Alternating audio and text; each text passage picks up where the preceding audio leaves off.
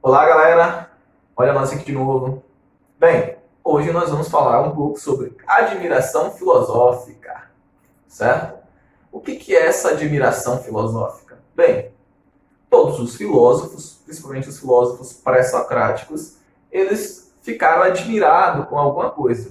Como eles são chamados de filósofos da natureza, ou seja, filósofos da physis, então, obviamente que eles vão ficar admirados pela natureza. Ou seja, eles vão tentar encontrar a origem do universo, a origem do cosmos, a origem da ordem, né? O que mantém tudo aquilo ordenado. Bem, com efeito, né?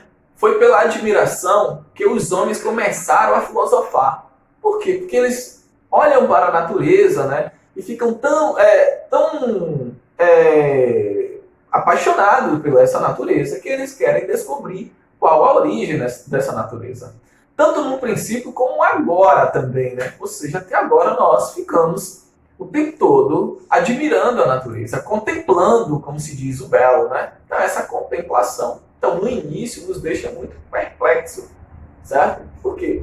Ante as dificuldades mais óbvias, avançaram aí pouco a pouco e enunciaram problemas a respeito das maiores, como os fenômenos, por exemplo, a Lua, o Sol, né? Também as estrelas, e assim como os gêneros também no universo. Então os filósofos eles ficaram se preocupando, bem, será que a Lua tem luz própria? Imagine isso aí, no século 7 a.C., um cara perguntando isso, sem ter um telescópio, sem ter nenhum tipo de aparelho eletrônico que possa ajudá-lo.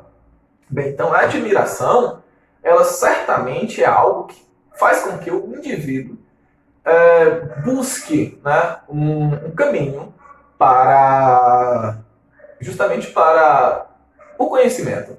Então, ele só vai questionar se ele se sentir admirado por algo, certo? Então, e o homem, por exemplo, o homem que é tomado de perplexidade e admiração, julga-se ignorante. Por isso, o amigo dos mitos, ou seja, por que dos mitos? Porque era utilizado para explicar a origem do universo, dos seres humanos, a ordem das coisas. É, em certo sentido, o que? Um filósofo. Podemos dizer isso? Sim. Porque eles também tentavam explicar a origem do universo, mas, porém, de maneira contraditória, vamos supor. Porque eles não utilizavam a racionalidade, eles utilizavam apenas a imaginação.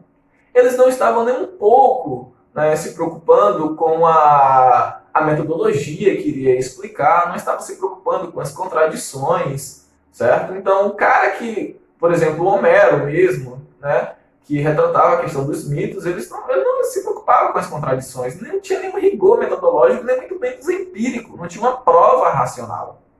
Bem, por isso, né, a forma como eu vou estar tentando retratar aqui, tanto a mitologia quanto a cosmologia, ambos estão tentando fazer a mesma coisa, né? Ou seja, os mitos tentam explicar a origem do universo, a ordem do mundo, a origem da humanidade, porém, de forma racional.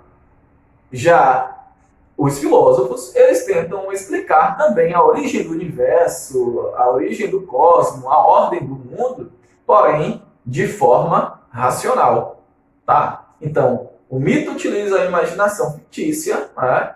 Ou seja, que era passado oralmente, de geração a geração, e já os filósofos utilizam aí a racionalidade, que era também passado, que foi passado também de geração a geração, mas de forma mais metodológica, mais empírica, tá? Então, por isso que eu posso falar que as pessoas que se aproximam do mito, elas também tentam explicar a origem do universo. Estou falando isso lá por volta do século 7 a.C., tá? Eles também tentam explicar a origem do universo, agora com uma outra visão, né? Com um outro olhar, um olhar mais para o lado do sobrenatural, ok? Bem, então é importante a gente conhecer um pouco as coisas, por exemplo, o que é cosmologia, o que é teogonia, a mitologia e o que é cosmologia. Vou explicar esses 4 pontos aqui para vocês que vocês tenham mais ou menos uma noção do que nós estamos falando. Bem, A cosmologia, no caso, né? A cosmogonia, né? Cosmo, lembre-se disso, porque sempre cai em várias provas, né? Falando sobre cosmo, e cosmo é o universo, tá? E gonia seria a gênesis, então significa o quê? A gênesis do universo, a origem do universo. Né? Então, teogonia, gronia, gênesis, teo, Deus. Então, o que seria o quê? O nascimento dos deuses, aquilo que foi lá contado por Homero, que antes era o caos, depois veio Cronos, e Cronos venceu o caos, pôs a ordem no mundo, que Cronos é o tempo. Aí depois de Cronos vem o filho dele, que é Zeus, e aí você já sabe o resto da história. Isso é a teogonia, ou seja, é uma narrativa da origem dos deuses. Tá? E o outro é a mitologia. O que é a mitologia? Mitologia narra aí coisas passadas, não se importa aí com a contradição e o incompreensível, né? Ou seja, narra a origem através das rivalidades, principalmente entre rivalidades e alianças entre seres divinos, né? As divindades. Então, podemos dizer que a mitologia seria aí um conjunto de mitos que retrata aí as histórias, né? do sobrenatural, dos deuses, que envolvem também a própria humanidade. Sabemos também que a mitologia grega, os deuses, eles poderiam ter relações, inclusive relações sexuais, com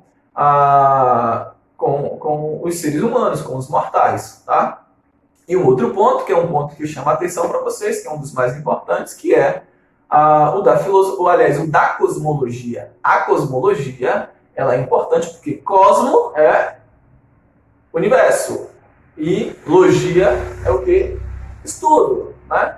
Então, a cosmologia seria aí o estudo sobre a origem do universo, ou seja, um estudo de quê? De forma racional.